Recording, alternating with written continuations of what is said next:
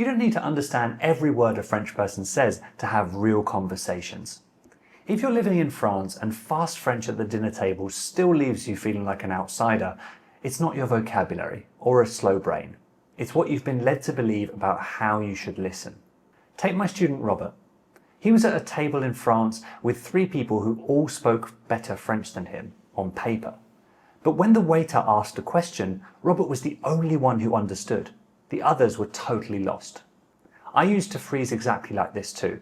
I thought I had to decode every syllable in real time, but I was wrong and often exhausted.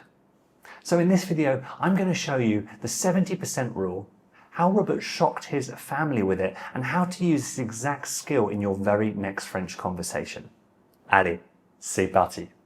Imagine you're at the garage and the mechanic wipes his hands, looks up and tells you, Bon, la vidange c'est bon, mais il faut changer les plaquettes, hein, elles sont mortes. Vidange, oil change. You got that one because you're the one that booked it. Everything on either side of it is gone. That's the freeze. And the reason it happened is that you went back for the word you missed. While you were digging for it, the rest of the sentence kept going without you. So I want to show you exactly why it happens and why it doesn't have to. Because that feeling didn't come from nowhere. There was a teacher once with a red pen, counting up the words you missed and putting a number at the bottom of the page. And on paper, that worked perfectly well. But real French doesn't come with a marking scheme. So let me show you something. This is a puzzle I've been doing. Look at what's actually there. Leaves, orange and red, right across the top and all over the ground. Red brick, black shutters, white window frames, a run of iron railings, a set of front steps, and up the steps, pumpkins. We're outside. These are houses, not offices. I'd say it's autumn, October, and somewhere old and American. Boston or New York, I'd put money on it, because I've seen enough streets and enough autumns in photos and films to know roughly what belongs in a space that size. Now, there's a corner down here I still haven't filled in, 2 pieces, and when I get to it, I'll find a second black squirrel sat on the pavement minding its business. The squirrel and the missing door and all the rest of it were never going to cost me understanding the picture. Just like a random sound in the middle of a paragraph you don't know doesn't cost you in French, because enough of the picture was already there before the word and after the word turned up. In a noisy pub back home, that's the UK for me, half of every sentence disappears and you're not stood there frozen, you're answering because you had enough pieces to read the picture. It's just how spoken language works. I call this the 70% rule, roughly where I see people go from frozen to fine. You need 70% of the message, not of the words, because the words are only one of the places that meaning comes from. There's a simple 3-step reflex for doing that on purpose, and it comes straight out of the puzzle. Picture, pieces, place.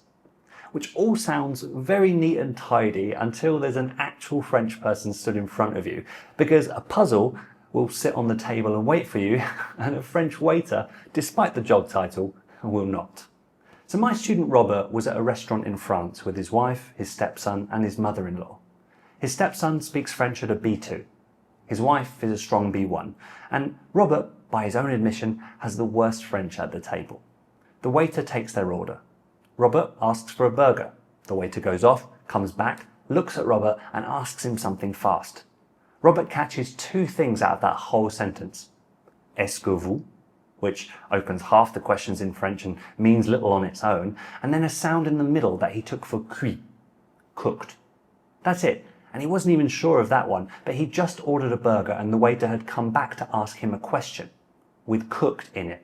So the situation filled in the rest before the words ever could. On paper, he had no business answering that question, but what he also had was context. He was in a restaurant. He'd just ordered a burger. The waiter had come back specifically to ask him something. There are only a limited number of things that question could possibly be. He then answered, Je préfère point. And the waiter nodded, said très bien, and went off. And the burger that turned up was one that he was perfectly happy with. And the people sitting around him, all with significantly more French than Robert, they were just shocked and just kind of went, what just happened? His wife asked him directly, "How did you know that?" Robert hadn't decoded the sentence. He'd read the situation, kept his ears open, and his French barely had to show up. He told me afterwards in our next session, he thought of the 70-30. As soon as it happened, I actually thought of you and was like, well, there's that 70-30. In the past, I would have tried to understand every word that was being said, and kind of gone, well, I don't, but like you said, you kind of know what's being asked, right? Even if you don't know every word that's being asked. This time he knew roughly what was being asked even before the waiter finished, because the situation had already told him. Now you might be thinking, fine, but what if I don't even get that much? What if I catch less than 70%? You almost certainly have more than you think, because up until now you've only been counting the words.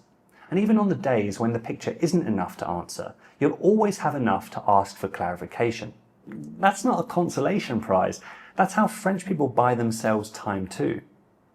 Robert caught one word of real content from that sentence and still got his burger because the situation had already done most of the work.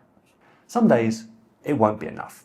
They're too fast, the topic shifts, the context disappears, and that's a different problem. And I'll point you to exactly where to go for that at the end of this video. But it's much rarer than you think when you stop trying to decode word for word. So let's see how to stop. Before I show you how to use this for yourself, I'm exploring building a comprehension tool built specifically around the 70% rule. Now, if that's something that you think you'd use, please let me know you're interested by clicking the link down below, and I'll even send you my free French Confidence Starter Kit as a thank you while you wait. Right, now I'm going to show you how to use the 3 steps of picture, pieces, and place to actually use in the moment until it becomes instinctive. It comes straight out of the puzzle analogy from earlier. First, picture. Before anyone speaks, read the situation. Where are you? What's happening? What is this person likely to want from you? You're at the boulangerie. It's your turn. The woman behind the counter looks at you. Before she said a word, you already know the universe of things she's about to say. That's your picture. You build it before the French starts, not after you've already lost the thread. Step 2, pieces. Now, listen, but not for every word. Listen for the things that carry meaning. Nouns, numbers, a verb if you catch one. The tone of the question. Whether their hands are moving, whether they're pointing at something. Cuit was a piece. The fact Robert had ordered red meat was a piece. The waiter's gesture back towards the kitchen was a piece. The fact that he came back to Robert specifically, not the whole table, was a piece. None of those are words you conjugate or decline. They're signals. Collect the signals. Step 3, place. Fit what you caught into the picture you already had. Don't wait until you're certain. Certainty isn't coming yet. Take what you have, make your best read, and respond. If you're wrong, the person in front of you will tell you, either directly or by showing you their confusion somehow. And that's not failure. That's just human conversation. French people correct each other constantly. You shouldn't hold yourself to a higher standard than they do.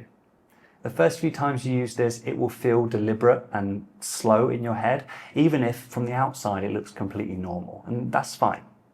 You're building a reflex, not performing one. Use it anyway.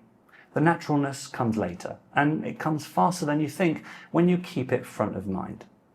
So next time you're at the garage or the pharmacy or the dinner table and someone turns to you, build the picture before they finish speaking.